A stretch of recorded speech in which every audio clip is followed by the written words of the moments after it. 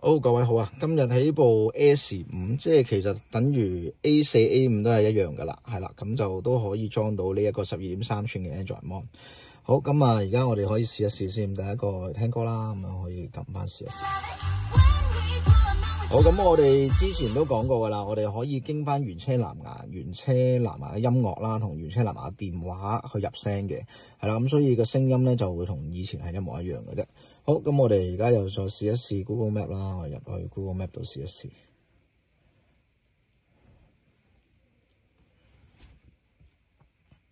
好，咁啊 Google Map 啦，呢個 OK，咁就好。我哋係下一個，我哋試一試嗰粒地圖。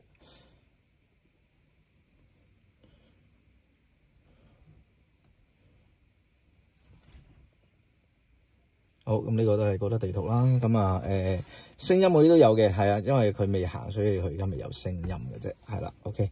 好，咁我哋出翻去原廠嗰邊界面咧，咁就好簡單啦。我哋長撳個 back 掣就可以啦。好，咁我哋就會出翻去呢個原廠呢邊。咁原廠呢邊咧，咁啊 Audi 咧就要我哋就 touch 做唔到 touch 啦。咁我哋就只能夠可以用翻呢個扭啦嚟去控制。咁頭先都係一樣啦。如果嗱我哋入翻去好簡單嘅，撳一撳入翻去噶啦。咁我哋其實除咗 touch 之外咧，我哋用呢一個扭咧，我哋都係可以控制得到嘅。咁啊 Siri 嗰啲都冇問題啦。咁我哋長撳試一試。今日幾多度？今日最高溫會係攝氏14度。同埋最低溫會係 OK， 好，咁啊，頭先太控嗰度講埋啦。譬如我哋而家照樣播翻歌先算啦。咁我哋都係可以用翻太控嚟去控制嘅。好，